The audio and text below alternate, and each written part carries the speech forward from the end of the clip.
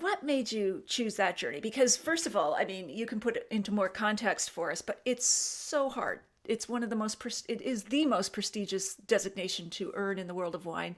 It's got this low pass rate of, I don't know what it is, 10, 15%. Takes years, thousands of dollars. Why did you decide to go in that journey? I'm just generally someone that likes to push myself to keep learning. So part of it was that, there's a lot of, I'm sure Amanda can relate to this too, coming from also a, arts background, and that like you have to have a lot of self-discipline to keep practicing on your own, to get up each day, and whether it's, go take a bar class or, go take a voice lesson or practice on your own or study music. And so I just already had this sort of both learned but also instinctual thing where I just always like to be sort of working towards something. And I have a very good friend, Mary Margaret McCamick, who's an MW, who had started the program. And so I heard a lot about it from her. But I think also at that point, I was working at a winery and doing managing their mailing list and hospitality. And as always, I was bugging everyone in the cellar with questions about, like, tell me more about SO2, or, let's talk about pH, and all these things I just really wanted to know. And for me, the Master of Wine was the most sort of holistic way to learn all these things, because you have to learn viticulture, vinification, you have to understand, legalities and marketing of wine and current topics, and how to communicate all these things together and use critical thinking to do so. So for me, it was a way to kind of combine all of those like pieces of curiosity, and then sort of feed this fire inside of me, which is this like constant desire to keep learning. Love that. Pieces of curiosity. What do you think is the primary difference between, say, the Master of Wine and the other prestigious designation, Master Sommelier? Yeah, I mean, the Master Sommelier is an intensely difficult exam as well. There's a couple key differences. One is the Master Sommelier exam does include a service element, where the Master of Wine does not. So that's really, I would describe the Master Sommelier as really perfectly geared towards someone who is going to be working on a restaurant floor, working with wine lists. Whereas the MW is a little bit more broad in terms of what a career might look like. It could be a writer, could be a winemaker, could also be a sommelier. But it sort of appeals to sort of a broader swath of types of people in the industry. Another key difference would be that everything in the Master of Wine is written, whereas all of the examinations are spoken or most of them in the Master Sommelier exam. And one thing that I do really appreciate about the Master of Wine also is that because everything is written, you are anonymous when you test. So it's the person who is going to be grading your paper is not in the room with you. You're just a number. It gets shipped off to London and graded by someone you don't know who it is. They don't know who you are. So I really appreciated the sort of fairness of that, whoever actually is going to be deciding whether you pass or fail doesn't know whether you're black, white, a male or female, how old you are, what you were wearing that day, any of those types of things. So I really liked that it was a very level playing field in that sense. That's interesting. And the Master of Wine seems a bit more academic leaning, and Master Sommelier very much more like hands-on practical, like, as you said, like for the restaurant versus someone who's maybe going into some other aspect of the wine industry.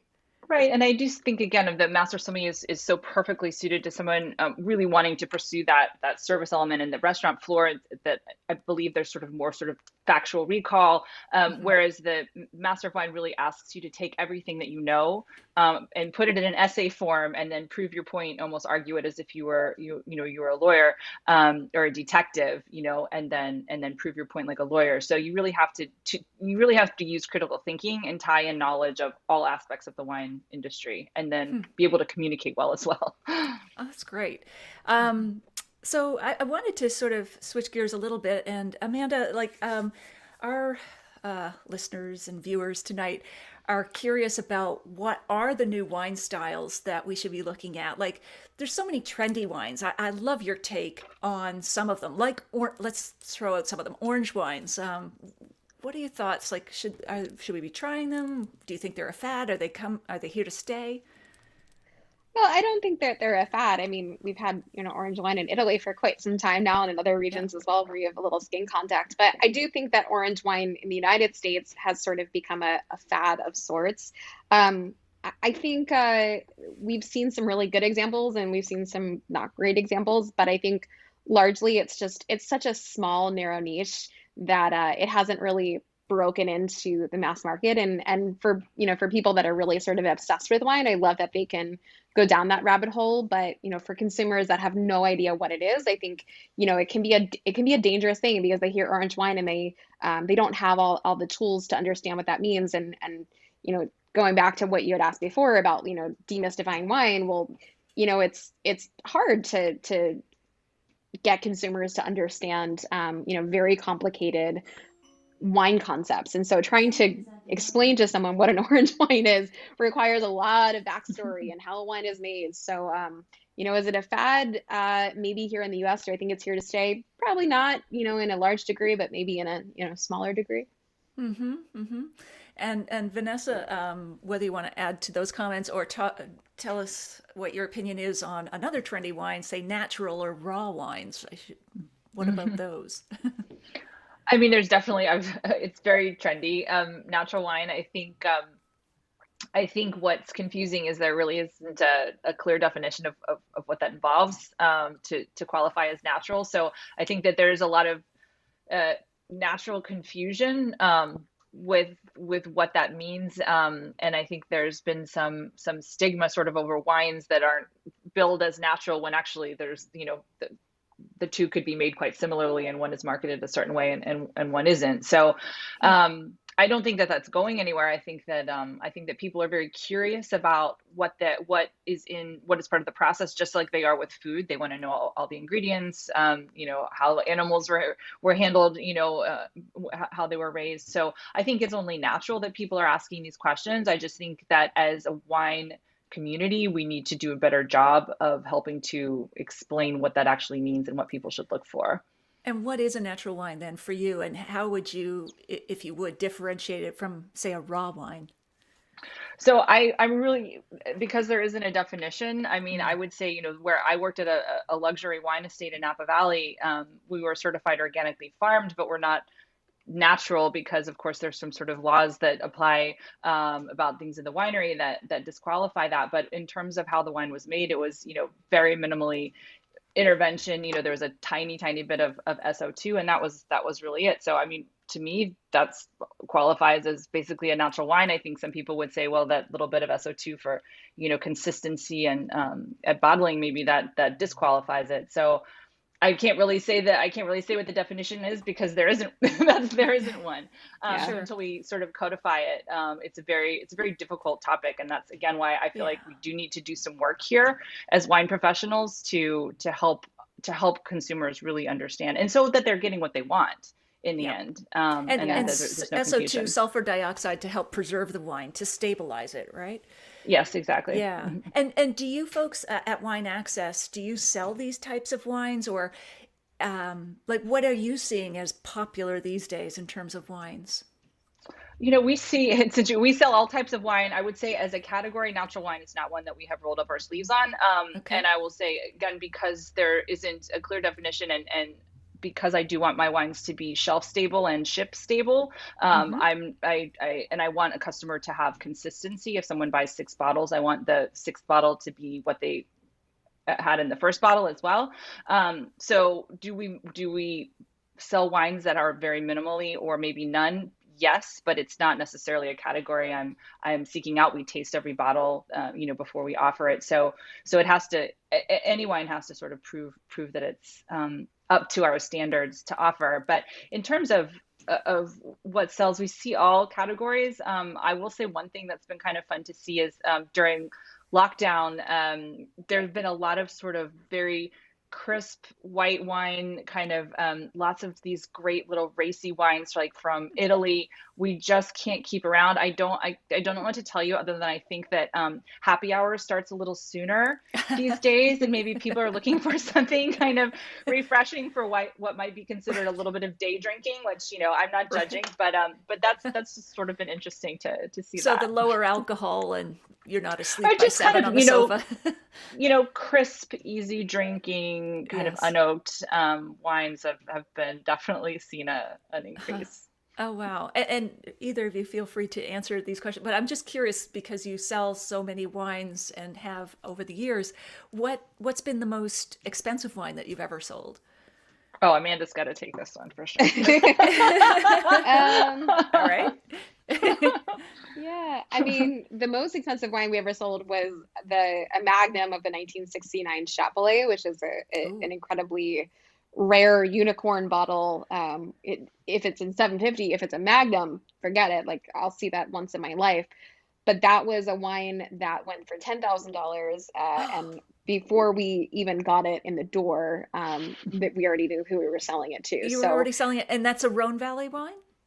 oh no, that was Napa Valley. It was Oh, the it's Chapelet Napa on. Chapelet. Yeah, Okay. Chapelet on Pritchard Hill. So it's considered one of the best wines, if not the best wine ever made in Napa Valley, alongside like a 1974 Heights Martha's. Oh my goodness. It was made by Philippe Tongi, who was trained by Emile Pinot. So, crazy pedigree, but then on top of that, just great history, that makes this wine, really, really iconic in Napa Valley's history. Wow, how did you guys source that? Like, did you get it directly from the winery? I mean, how would you get such a rare bottle to sell? Yeah, I mean, we're I say this with a grain of salt, but I think, to some degree we're lucky in Napa Valley that we don't have the amount of fraud that other regions like Burgundy and Bordeaux have. We do absolutely Mm. have it. This particular wine was sourced from a private seller, so it was sourced by my then boss Scott Brenner, who knew the person who had bought it originally, and we also having relationships with the wineries being in Napa Valley, we were able to corroborate those stories. So Hmm. it was someone that had purchased it, sort of early on, and we knew that there were only about 10 in existence, and we also knew where the others were located. So Wow. And how about the yeah. the oddest or the most unicorn bottle that you've ever sold, if there is such a thing? Any um, very weird bottles? yeah, I mean, we've definitely, I mean, I'm trying to think, like there was we've had some old, like Inglenook used to make Charbono, Martini Mm. used to make Barbera. Like there's some Okay. really old cool varieties that we never really see in Napa Valley anymore. Charbono has actually started to make a comeback. Like if you want Yeah. to talk about a trend, that's actually a trend in Napa Valley right now, which is also Right. known as Bonarda in South America and typically blended with Ah, Malbec. But right. yeah, some of these like really odd varieties from like the 50s and 60s that are really fun to put on the list, miraculously stood the test of time, and those are generally my most favorite to sell. That's great. And what tips would you give? Like, obviously, you run a wine club, so you're advising people all the time on which wines to choose. But for people who are, say, looking at your selection or walking into a liquor store, what are your best tips on how to buy wine, especially if you want to get out of a wine rut? You're always going to the same bottle. It's safe, you know you like it, but you want to try something new. Well, so at Wine Access, so you don't actually have to be part of a club to buy wine from us. So Okay. we have a daily offer, which is wine sold by email. There's a store. We do have 3 tiers of Wine Club if you like to buy that way, which is actually I think a great way to learn more, because you get a variety of wines to try, and with the club we actually have a theme for every quarter. I think, to back up for 1 second, I think that sometimes wine clubs have a bad rap. It sometimes can be a place where, to sort of make wine go away Yeah, where bad that wines aren't go to being die. that aren't being sold through other channels. That's Yes. absolutely not what we do. We hold every wine up to the same standards that we do for any of the channels. But additionally, we choose a theme for each quarter.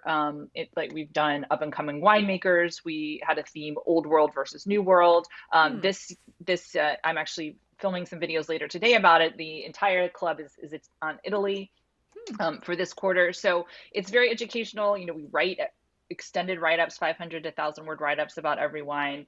With the club, as I mentioned, we also film videos so you can taste with us. So I'd say, we go to great lengths. Actually, we think about this very, very seriously, how to appeal to the novice all the way to the expert, through content, through the written word, and through video content.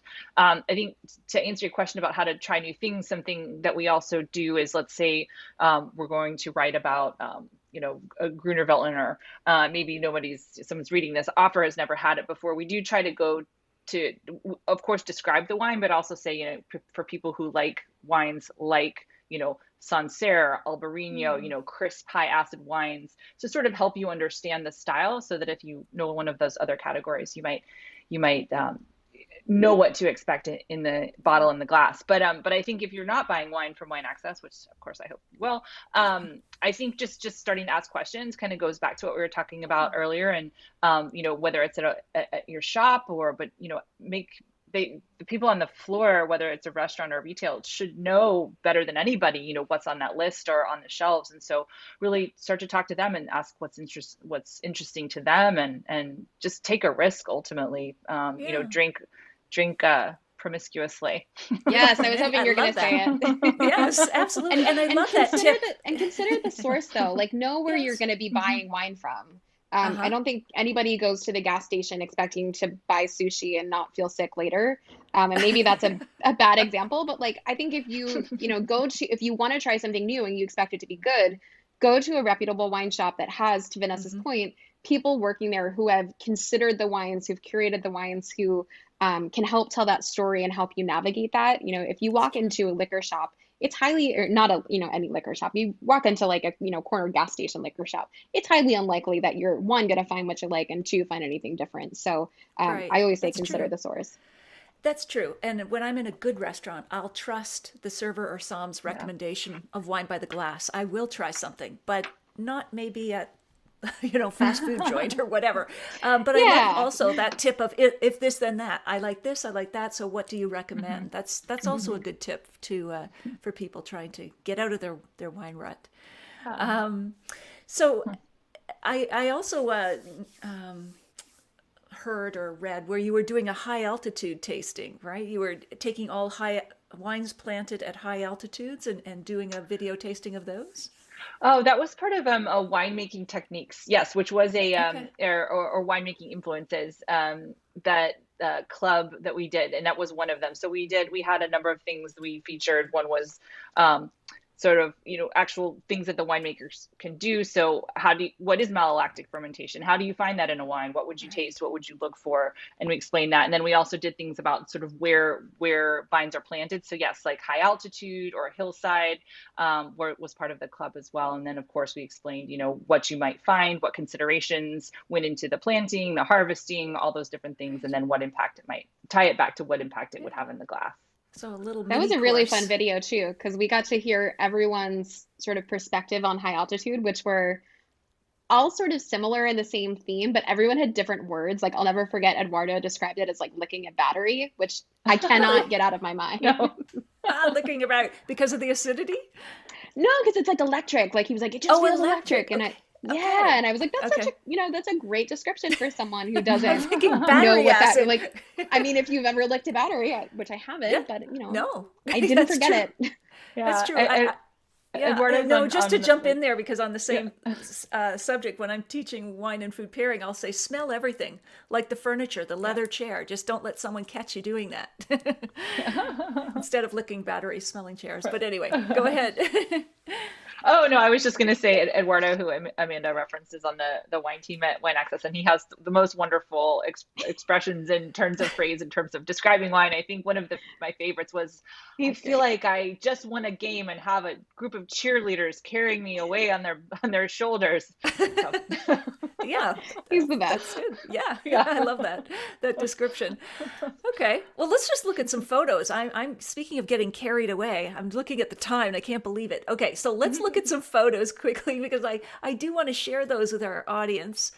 And let's see here. And do you see my screen? Not yet. Not yet. Okay, let me see here. If this will come up, I don't know. I might be giving my computer a meltdown with the three of us on here and trying to screen share. It's like, what are you doing? But let me just cancel that. And let me try one more time to see if it will do it. Okay. Share. There we go. Is this Amanda? Oh, that's me. The ballet days? I just wanted to, because we've been Yeah. talking about some of these things. That's lovely. Which ballet was this? Oh, that's the classic. It's the Nutcracker, of course. Oh, right. There you go. The background. Right. Yep, Oh, that's awesome. Dance of the Sugar Plum Fairy towards the end. Nice. Were you the Sugar Yeah. Plum Fairy? No, You not were? that year. Clara? I was Clara. Not Clara. in that picture. Not in that picture, but the year before I had Oh, played Clara. nice. I don't know what I Oh, was wow. dancing there. Yeah, that's where I was Clara. Oh, is this you in the middle? That's me, the little one, the little girl. Oh, right there, That's like, Clara, yes. yeah, Oh, yeah, so sweet. Oh my gosh. yeah. My little And first then we position. have Vanessa with La Boheme? La Boheme? La Boheme, yes, this is Okay. an updated production.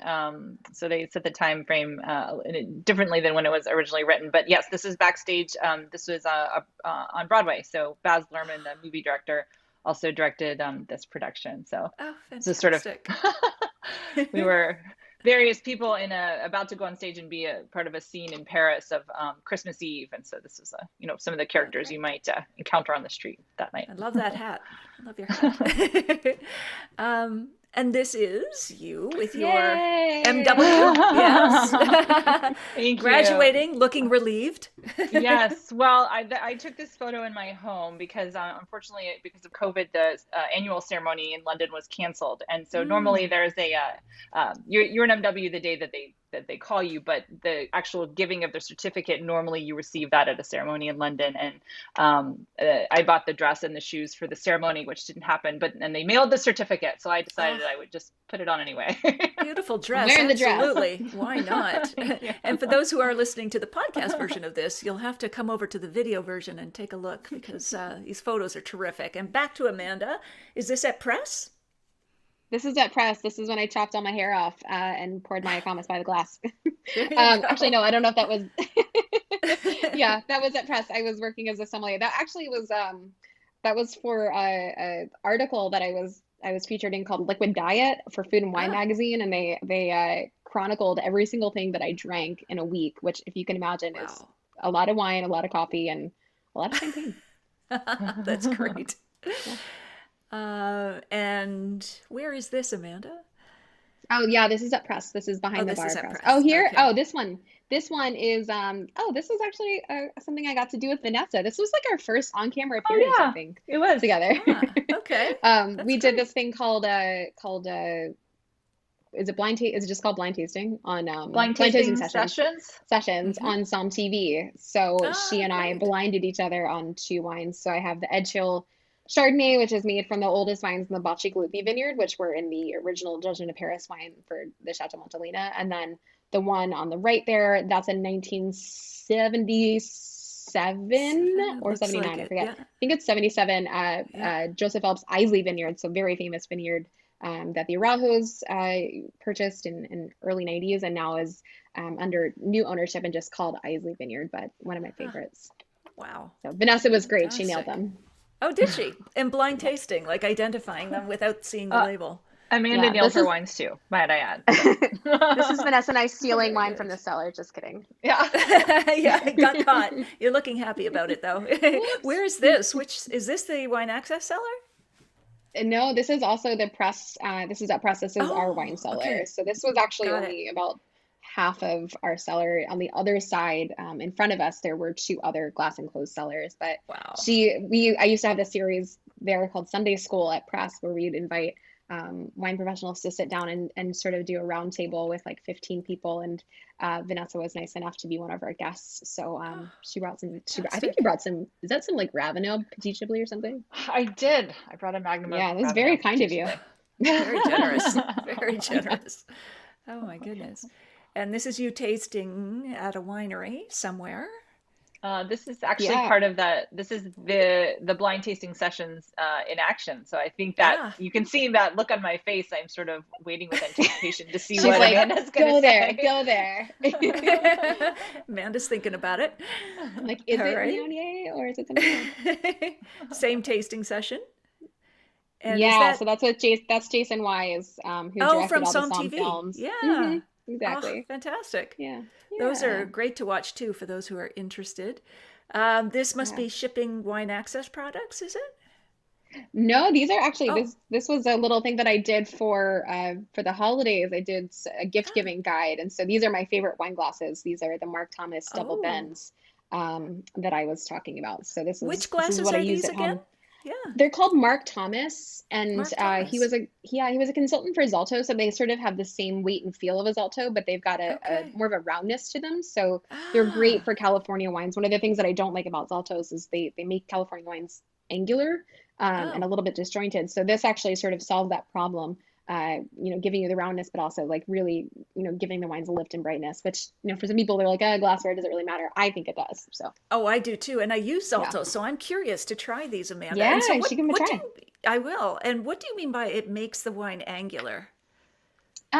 For the Napa wines, I mean, we think of Napa wines as being many different things, but I think, because we have such great weather and the wines are often very sun-kissed and have an element of fruit. Sometimes the angularity of that glass can really sort of mute that. It can mute the Hmm, sun-kissed nature and the softness of those wines and make okay. some of the angularity of those wines more pronounced, which in some cases you want. Certainly some older wines that lean more on like their savory notes. But for some of the more youthful California wines that have, more denseness and juiciness and suppleness, I find that it can really like disjoint the wine and actually make some of the alcohols sort of poke through a little bit and make Hmm. the tannins sort of like just too zappy on your palate, if that makes sense. Interesting. Yeah. Oh, I Yeah. like that. Zappy. I'm definitely going to try Hmm. these glasses. I'm curious now. Yeah. And this is you This somewhere traveling. yeah, this is at Maya Kamis, up on Mount Veeder. This Ah, was, okay. when my first I think this is actually my first official duty as wine director. So when I was promoted from sommelier to wine director, I hired a new team, and these were my first two hires, Jody and Carrie, and one of my Nice. favorites in Napa. Fantastic. And here we are at a chateau in Bordeaux. Is this when you had like a weekend off between Napa and New York? Yeah, this is my getaway, my jaunt to Bordeaux. This is me like Way to pack living it my in. best life, and yeah, I think I was at Chateau Palmer in Mm, Margot. the Hmm. turrets from the label. Absolutely. Yeah. Beautiful. And the two of you, is this Silver Oak or where is this? Yes. Yes. Yeah, that is Silver Oak. Okay. I see the Yeah, label. yeah, kind of we talk about Silver Oak a lot, not because we designed it that way, but because it is such a beloved winery. We joke that it should be like they should be a sponsor of our podcast, because every guest that we have on is like either says their favorite wine is Silver Oak or Opus One, or like have some story about that. So we thought it would be Right. fun to take some promotional shots there. And then Well, if they're after Silver listening. Oak invited us to do well, they invited us to do their release party. So it all kind of came full circle. So we have a Yeah. great That's relationship great. with them. And Vanessa has a great relationship with the Duncan family as well. Oh, fantastic. And just a couple more. This is La Chapelle. Yes. Where are you? In Hermitage. So, Okay, so that's what I thought I was hearing earlier from yeah, the yeah, Napa. exactly. I know it's not a tombstone. I know it looks like it, but Yeah, you're it's just, sitting on the winemaker's grave. no, No. it's just a marker, I promise you. But yeah, so that's of course, in the Northern Rhone on, atop the hill of Hermitage. And that was Beautiful. during this intense heat wave. So not Oof. pictured is me almost passing out, shortly after this photo was Oh, taken. wow. That's great. Here you're filming for the wine club, Yes. are So you? yeah, and Yes. in fact, that's Eduardo, who I mentioned before, and Ah, I'll be okay. with him later today filming our wine club videos about this quarter, which is on Italy. So yes, this is we sit down, as you can see in this photo. We taste all the wines together. We talk through our experience with the wine, what you might need to know, of course, or might want to know, I should say, and then yeah, and then share them out. So it's always a really fun Oh, day. fantastic. I think this is the last one of the photos that I have. So who's this? So that's me with Josh Hart, who's an NBA player for the Pelicans in Okay. New Orleans, who has become a personal friend of mine. He's a really curious about wine. He's become a collector, but Hmm. very very open. And what I really like about him is he's never afraid to admit what he doesn't know or ask questions, which I think kind of goes back to one of our previous questions, right? That you had for us, is Yeah. how to learn, is to never be embarrassed to ask a question. So. Yes. Um, I get a lot of sort of text messages about what's this bottle and what does this mean and when should I open this, and it's been really fun for me. But I think the more important thing to know about Josh is that Wine Access and Josh partnered on a scholarship for diversity in the wine business. So we gave away 100 scholarships to attend a Wine and Spirit Education Trust Level 1 class. Terrific. For Black and Indigenous people of color. So we've taught 3. We broke them into 4 sessions. We've taught 3 of them, and then the 4th one is actually I'll be teaching tomorrow. Oh, that's wonderful. That's a great note to end on for the pictures. Now, let me see here. I think I've stopped sharing my screen as Yes. I'm just still getting used to this Yeah. program. So anyway, fantastic. I just can't believe how quickly the time has flown. So, and I still have 56 questions to ask you both. So no, just kidding. Don't. But you have kindly offered to give 15% off of Wine Access orders if for the first 3 people that go to wineaccess.com/unreserved, as in unreserved wine talk, the title of this podcast. Is there anything that we haven't touched on that you'd like to mention now? Well, I mean, I will just say it's been a pleasure to be on this podcast, but any time I get to spend with Vanessa, which as of late has been with some regularity because of our podcast, Wine Access Unfiltered, is a good one. So Terrific. thank you. That's great. Absolutely. And where can we find you both online? Well, obviously, wineaccess.com, but are there any other things you want to share from social or websites, that sort of thing? I know, Amanda, you have a YouTube channel. Yeah, that's actually my primary job these days. So I left the restaurant industry just before COVID last year, completely unrelated, to focus primarily on making content for YouTube and Instagram. So I'm at Somm Vivant, so SOMMVIVANT. So I create wine-focused content, sometimes non-wine focused content, but always just with the consumer in mind. How I drink, how I think that how I'd want to be taught when I was 25 or 26 in New York City. So that's where you can find me. You can find the Wine Access Unfiltered podcast on every platform, and then also on we're on Instagram at Wine Access Unfiltered, and then I'm sure Vanessa's got some social media handles she can share. For sure. So for Wine Access on Instagram, just at Wine Access, and then mine's pretty easy. My personal is at Vanessa Conlin, so just my first and last name on Instagram. And then we do have a Facebook group called the Wine Access Experience, where we also post content, photos, etc. there. So that's where you can find us. And of course, as you mentioned, online, wineaccess.com. Okay, fantastic. Well, thank you both for being with us this evening and on the podcast. I'm going to wrap it up for now, but please stay with me for a moment after I hit pause on this recording. I wish you all the best. I'm looking forward to chatting with you on your podcast. And I hope that our listeners, viewers tonight, will find you on all of those various channels in your podcast, your website, your YouTube. But thank you both. Vanessa, Amanda, this has been a real treat. Thank you for having me. Okay, take care.